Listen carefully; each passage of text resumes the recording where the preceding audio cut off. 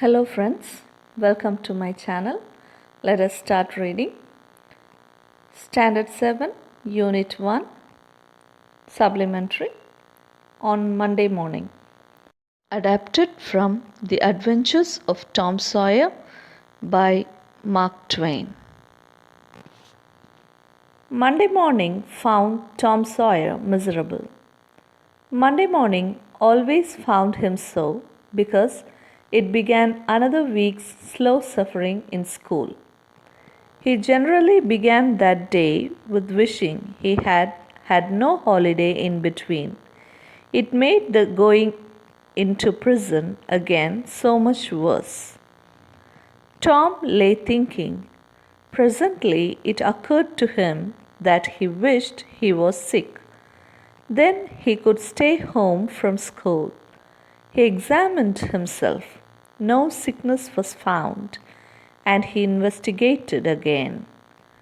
This time he could detect stomach ache, but it soon grew feeble, and presently died wholly away. He reflected further. Suddenly he discovered something.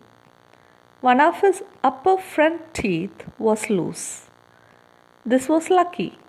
He was about to begin to groan. As a starter, as he called it, when it occurred to him that if he came into court with that argument, his aunt would pull it out, and that would hurt. So he thought he would hold the tooth in reserve for the present and seek further. Nothing offered for some little time, and then he remembered hearing the doctor tell about a certain thing that laid up a patient for 2 or 3 weeks and threatened to make him lose a finger. So the boy eagerly drew his sore toe from under the sheet and held it up for inspection. But now he did not know the necessary symptoms. However, it seemed well worthwhile to chance it. So he fell groaning with considerable spirit. But Sid slept on unconscious. Tom groaned louder and fancied that he began to feel pain in the toe. No result from Sid. Tom was panting with his exertions by this time. He took a rest and then swelled himself up and fetched a succession of admirable groans. Sid snored on. Tom was aggravated. He said, "Sid, Sid," and shook him. This course worked well, and Tom began to groan again. Sid yawned, stretched, then brought himself up on his elbow with a snort, and began to stare at Tom. Tom went on groaning. Sid said, "Tom, say Tom." No response. "Here, Tom, what is the matter, Tom?" And he shook him and looked in his face anxiously. Tom moaned out, "Oh, don't, Sid. Don't shake me." "Why, what's the matter, Tom? I must call Auntie." "No, never mind. It will be over by and by. Maybe.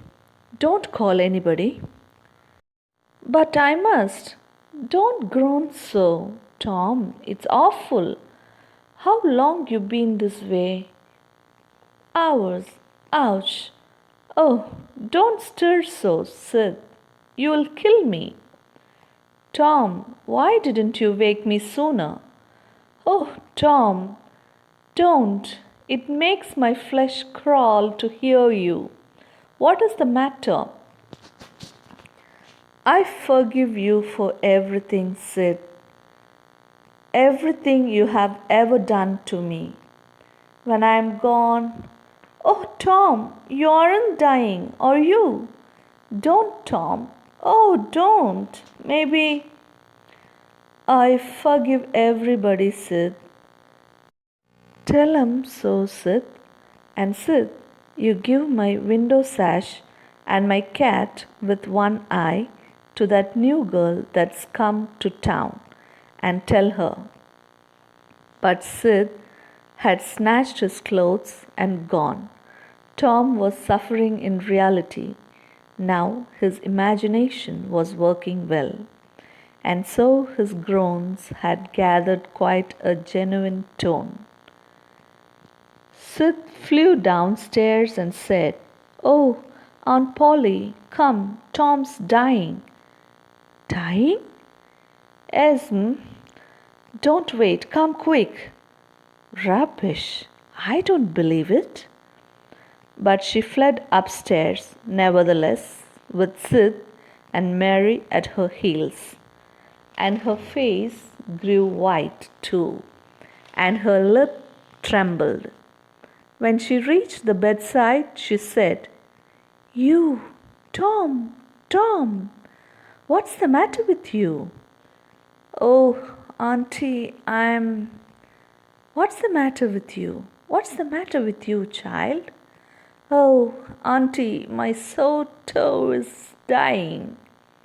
The old lady sank down into a chair and laughed a little, then cried a little, then did both together. This made her feel better, and she said, "Tom, what a turn you did give me. Now you shut up that nonsense and climb out of this." The groans stopped and the pain vanished from the toe. The boy felt a little foolish and he said, "Aunt Polly, it seemed dying and it hurt so I never minded my tooth at all." "Your tooth, indeed? What's the matter with your tooth?" "One of them is loose and it aches perfectly awful." There, there, now. Don't begin that groaning again. Open your mouth. Well, your tooth is loose, but you're not going to die from that. Mary, get me a silk thread and a chunk of fire out of the kitchen. Tom said, "Oh, please, Auntie, don't pull it out. It won't hurt any more. I wish I may never stir if it does." "Please don't, Auntie. I don't want to stay home from school." "Oh, you don't you? So all this row was because you thought you would get to stay home from school and go fishing? Tom, Tom, I love you so, and you seem to try every way you can to break my old heart with your mischief." By this time, the dental instruments were ready.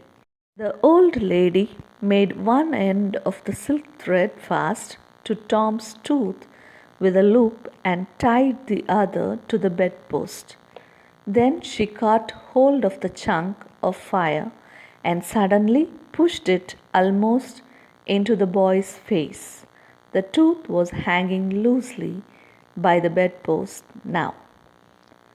I hope you enjoy my reading. Please like, share, and subscribe my channel.